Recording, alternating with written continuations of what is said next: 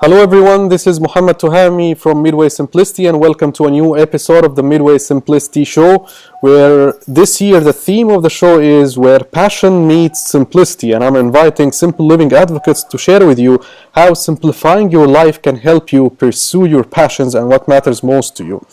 And I have a very special guest today with a very interesting story and lifestyle. He is Niall Doherty, the author of the Cargo Ship Diaries. It's sort of a memoir of Niall's 2.5 years traveling around the world without flying. So in this interview, we will discover how he found a passion for traveling without flying, and the highs, the lows, and the lessons learned throughout his travels, and how minimalism helped him pursue his passion for traveling around the world.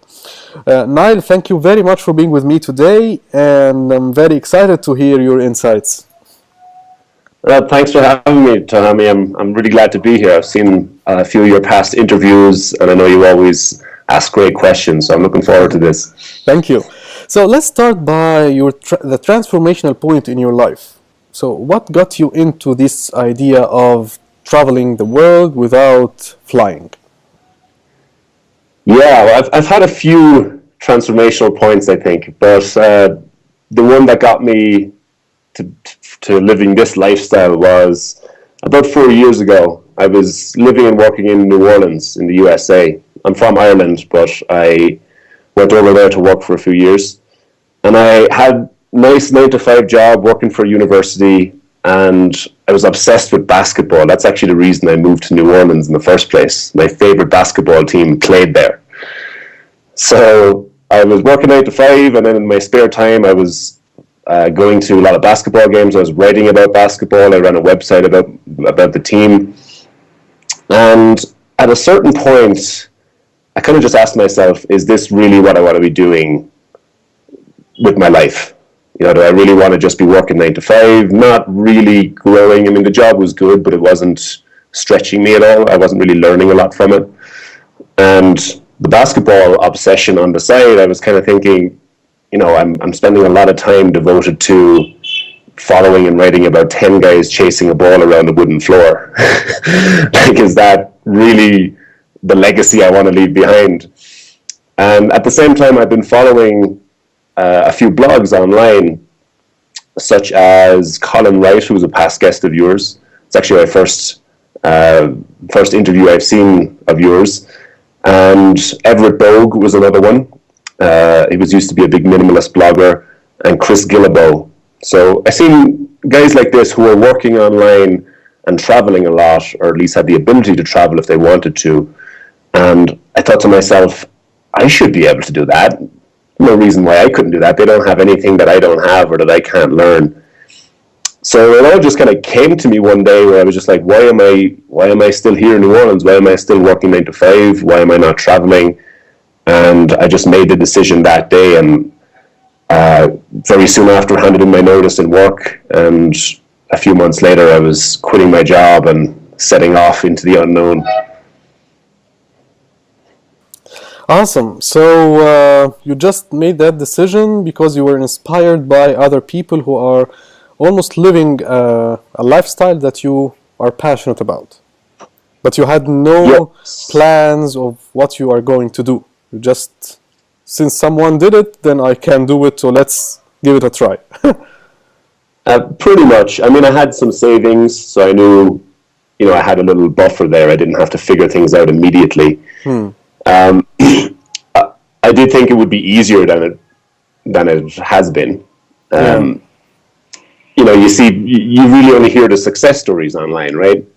And so you see people like Colin Wright and Chris Guillebeau, but you don't see the 100 or 1,000 others who tried to do what they did and either failed or struggled a lot to get there. And even guys like Chris Guillebeau and Colin Wright, I mean, they definitely had their struggles. It's not like it came easy for them. Definitely. But yeah, it's weird because you kind of need that blind optimism a little bit, you know, to just get you out there and take the leap, and then you kind of just figure it out as you go. Whereas if you had a very realistic idea of what it was going to be like, you might not even try it. Yeah. So that childlike optimism can be useful. Yeah. So, and then when you decided to travel that way, why did you decide exactly that you are going to travel without flights? You know. Yeah, I often ask myself the same question because it's not always easy. Yeah, definitely. Crossing oceans Um, specifically, you know.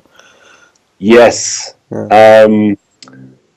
I but I didn't start this right away after I quit my job. It was about a year later that I took off on this round the world trip without flying, and the plan is to do one complete circumnavigation going east and arrive back in Ireland from the west.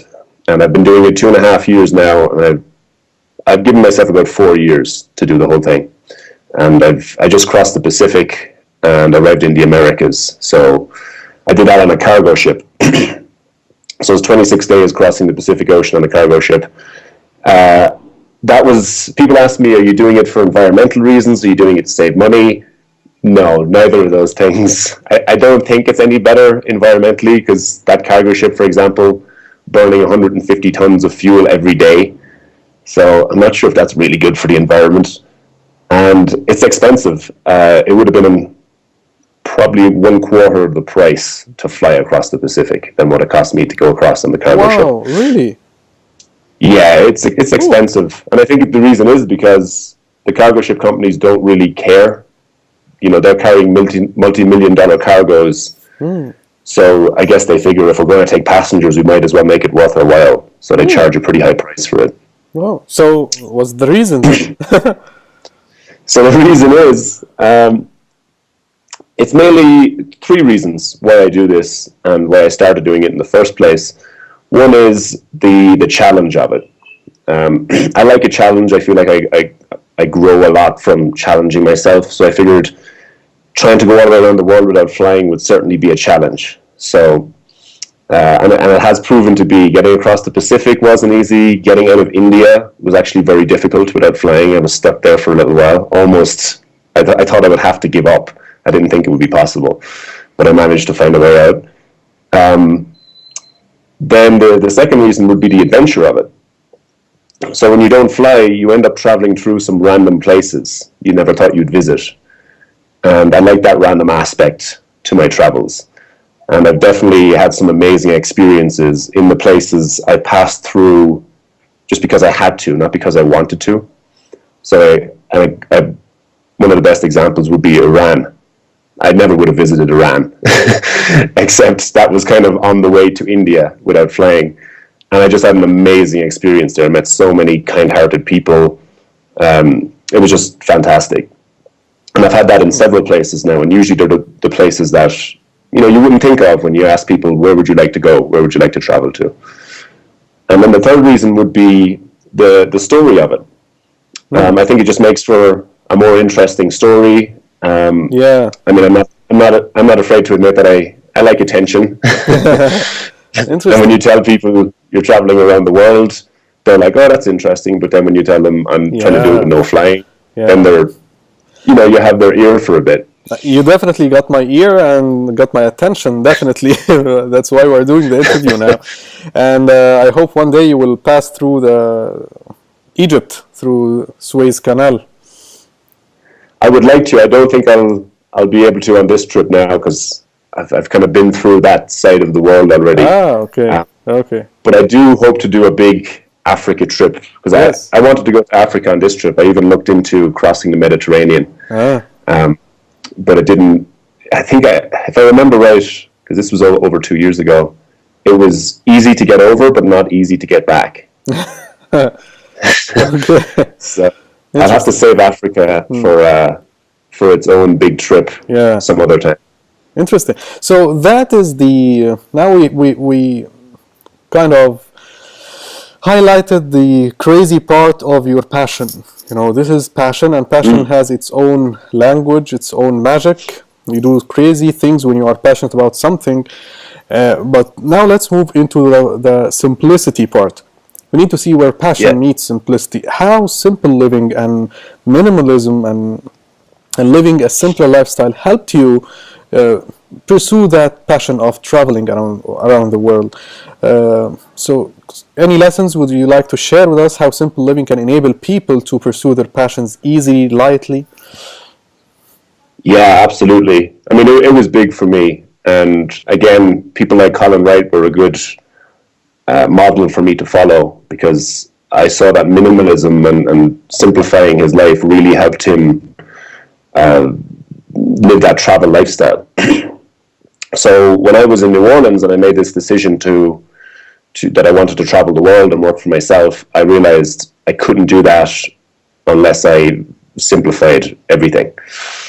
So the first thing, the obvious thing, is possessions. You know, I'd only been living in New Orleans 3 years, but I'd accumulated quite a lot of stuff. I had I was renting an apartment. I had a desk. I had a big screen TV. I had 4 baseball caps. I never even wore baseball caps, and yet I had 4 of them. Ridiculous things like that.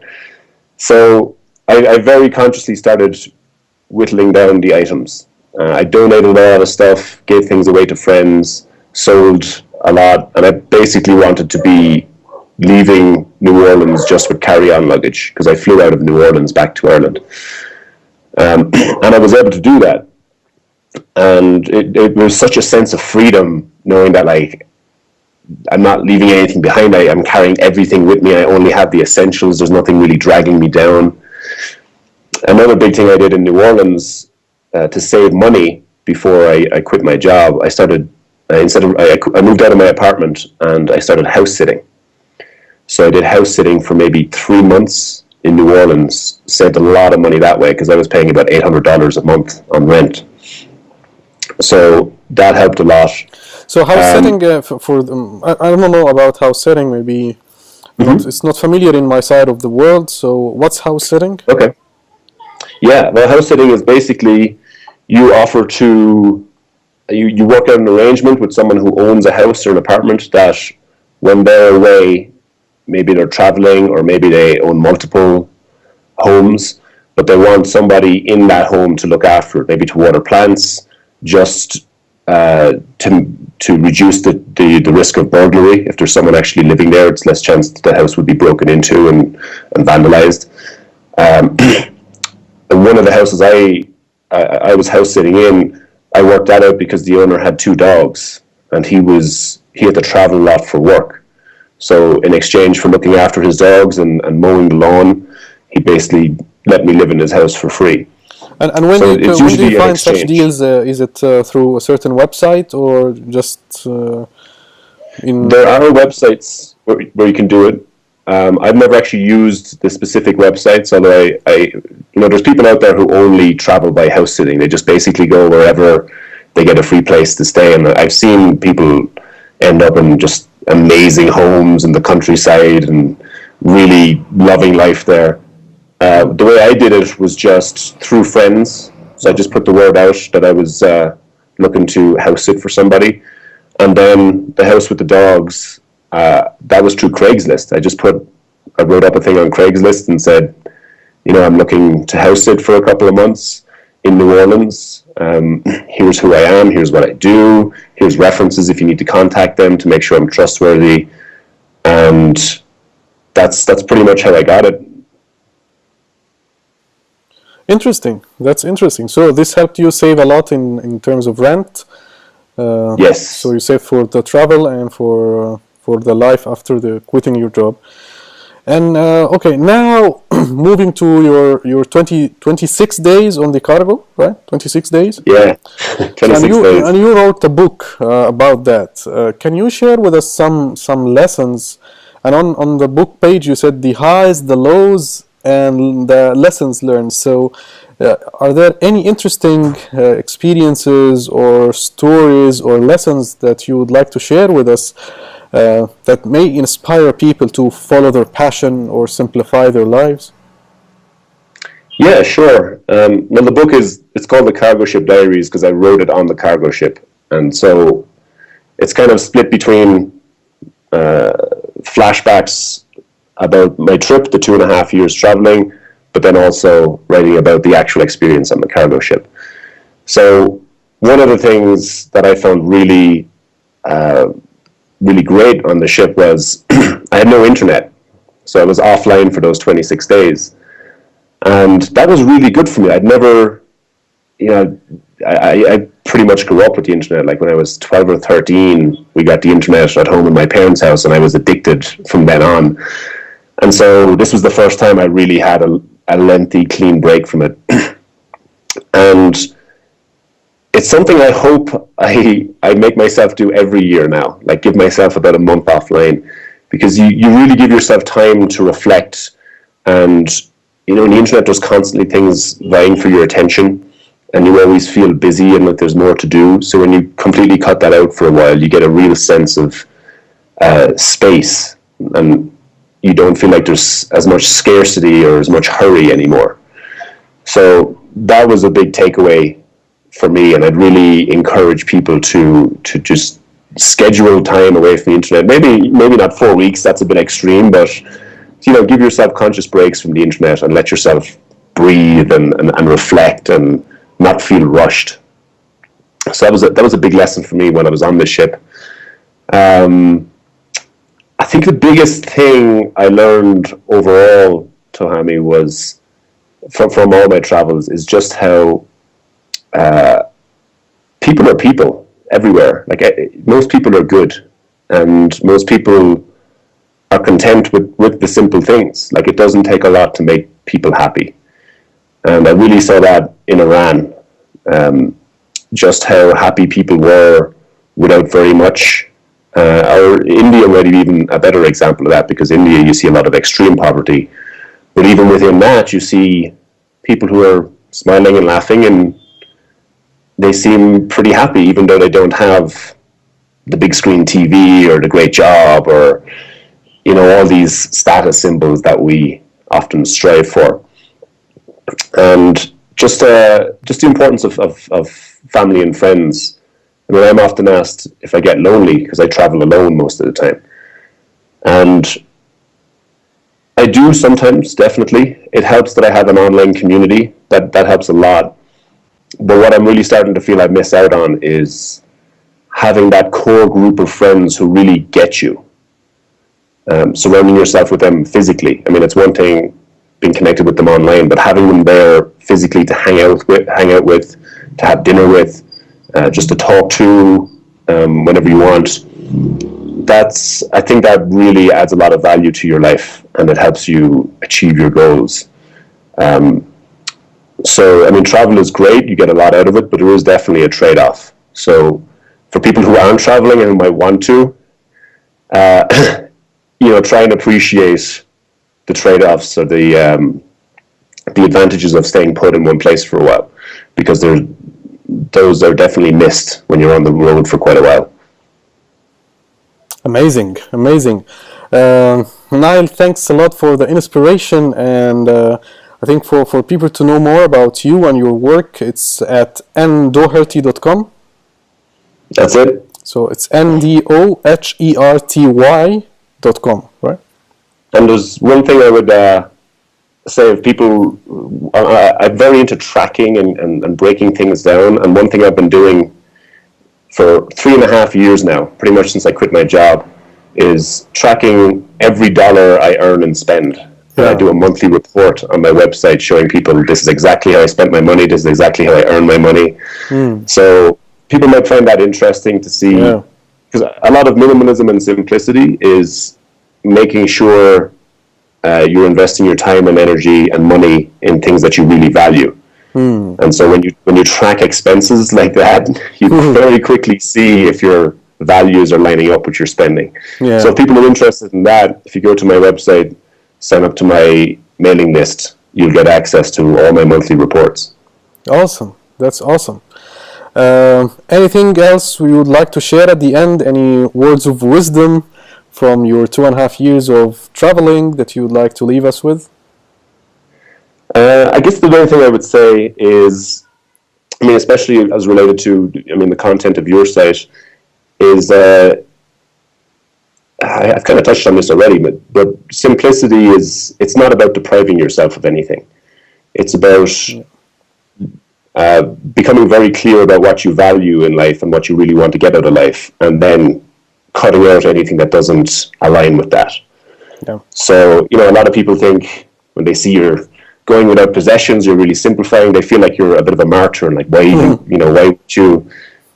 won't you let yourself enjoy the nice things in life? But, the reality is those nice things often get in the way of what you really want. Yeah. So I guess my message is to reassure people or to encourage people to ignore those criticisms. And as long as you find it meaningful and that you feel like you're aligning yourself with things that you really value in life, then it doesn't really matter what anybody else thinks. Amazing. Thank you very much, Niall, and hope to meet you again after another exciting journey across the oceans on another cargo ship. And maybe you write another book called The Cargo Ship Diaries number 2, or the second version. Across the Atlantic, maybe. Yes. And we get to know more interesting stories from your journeys. Thank you very much. Take care, my friend. Thank you. Thank you, Tahami. Thank you very much.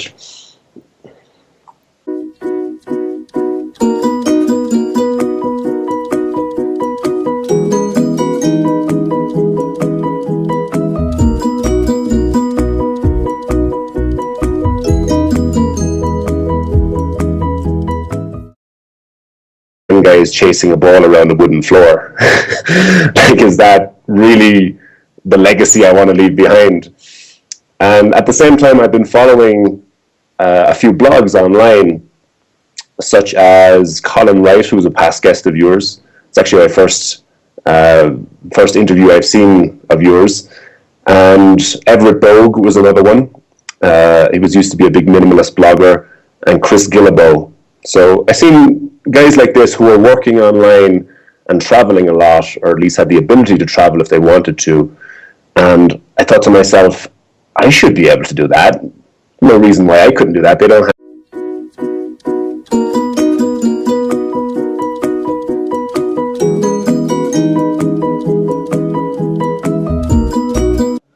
Hello everyone, this is Muhammad Tuhami from Midway Simplicity, and welcome to a new episode of the Midway Simplicity Show, where this year the theme of the show is Where Passion Meets Simplicity, and I'm inviting simple living advocates to share with you how simplifying your life can help you pursue your passions and what matters most to you. And I have a very special guest today with a very interesting story and lifestyle. He is Niall Doherty, the author of The Cargo Ship Diaries. And so I'm looking forward to this. Thank you. So let's start by the transformational point in your life. So what got you into this idea of traveling the world without flying? Yeah, well, I've had a few transformational points, I think, but the one that got me to living this lifestyle was about 4 years ago. I was living and working in New Orleans in the USA. I'm from Ireland, but I went over there to work for a few years. And I had a nice 9-to-5 job working for a university, and I was obsessed with basketball. That's actually the reason I moved to New Orleans in the first place. My favorite basketball team played there. So I was working 9 to 5, and then in my spare time, I was going to a lot of basketball games. I was writing about basketball. I ran a website about the team. And at a certain point, I kind of just asked myself, is this really what I want to be doing with my life? Do I really want to just be working 9 to 5, not really growing? I mean, the job was good, but it wasn't stretching me at all. I wasn't really learning a lot from it. And the basketball obsession on the side, I was kind of thinking, I'm spending a lot of time devoted to following and writing about it's sort of a memoir of Niall's 2.5 years traveling around the world without flying. So in this interview, we will discover how he found a passion for traveling without flying, and the highs, the lows, and the lessons learned throughout his travels, and how minimalism helped him pursue his passion for traveling around the world. Niall, thank you very much for being with me today, and I'm very excited to hear your insights. Thanks for having me, Tahami. I'm really glad to be here. I've seen a few of your past interviews, and I know you always ask great questions.